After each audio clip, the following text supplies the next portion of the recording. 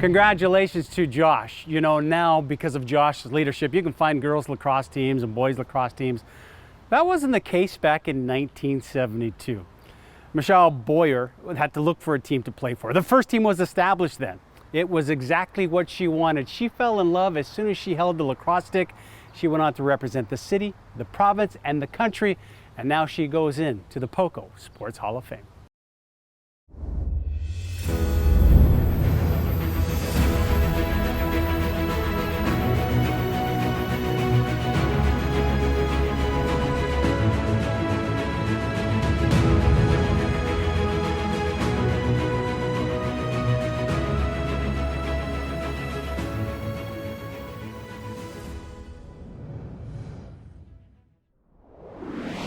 It was an instant love, I think, of just to feel the stick and just the things you could do with it, all the kind of neat things. I'd watched the POCO Saints play for years, so I really enjoyed the game. My parents used to go watch the AdMax, the Next Level Up, so it was definitely a game I was familiar with. Where do you go from there? Were there teams at that point, girls teams to play, or how do you decide, how can I play this game? I love the stick, love hanging around the house with it, but where do you go?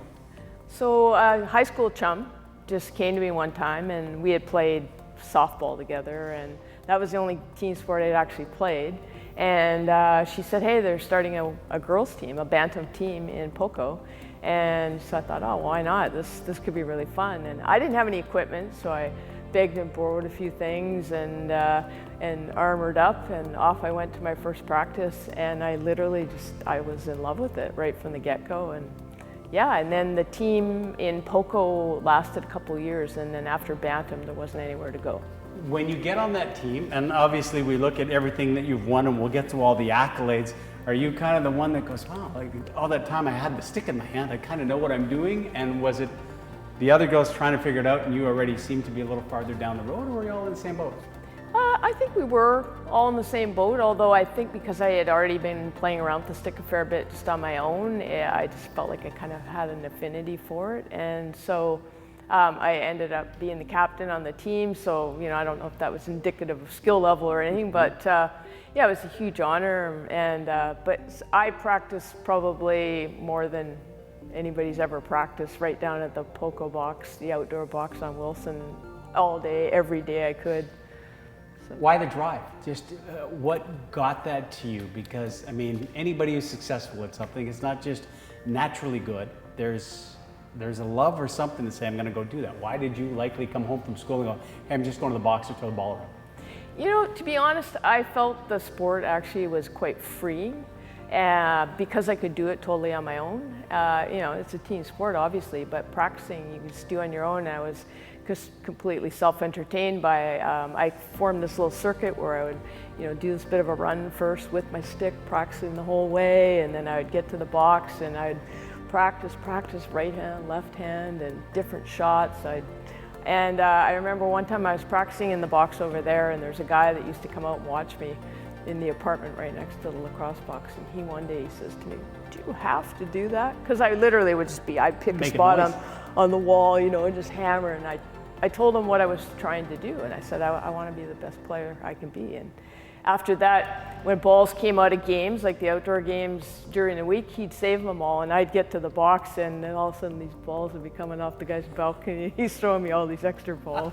We were instant friends. So much success. Did you find it, you know, here you are in POCO, you're practicing, and then you're on Team BC. At a national level, were we ahead of the game as far as BC and women's, or was it very competitive when you got to those early national championships? That's what pushed me actually, Perry, to work that much harder, because by the time I went out to a women's team out in Burnaby, out in South Burnaby, everybody was good. Everybody was such a tremendous athlete. Some of the girls were already in college playing other sports and had played box lacrosse for a lot of years. And we had a really great coach, well, he's a Hall of Famer himself. Dave Evans used to play for the Vancouver Burrards, and he worked as harder than I'd ever been worked by a coach, and he used to bring out the boys from the Burrards to do face-off specialty work and defensive specialty work and offense. So it was really getting into that better level competition that really forced me to get better. I don't know if you can answer this, but you take this little area, Burnaby, Coquitlam, Port Coquitlam, and you look at the number of Hall of Famers, Canadian Hall of Famers. Does just success breed success? Does work ethic? Why in this area do we have so many incredible lacrosse players, female, male? You know, that's a great question. I remember watching some of the greats, like I said, with the Poco Saints. A lot of guys I went to high school with, they were just natural athletes. They didn't just play lacrosse, they played other sports, and I think that's part of it, is you've got these people who are just raw, good athletes and are able to pick up pretty much any sport. And yeah, so for me, I played other sports. I never played lacrosse, but for whatever reason, it almost felt kind of instinctive. So what does it mean to be here where you grew up at home and going into the Hall of Fame, Poco? Oh, it's a huge honor to be inducted into my hometown. I know a lot of the athletes that have been previously inducted, and I know them as athletes, and you know, I'm in awe of a lot of those people. So to be in the same, I guess, the same realm, it is a very big honor.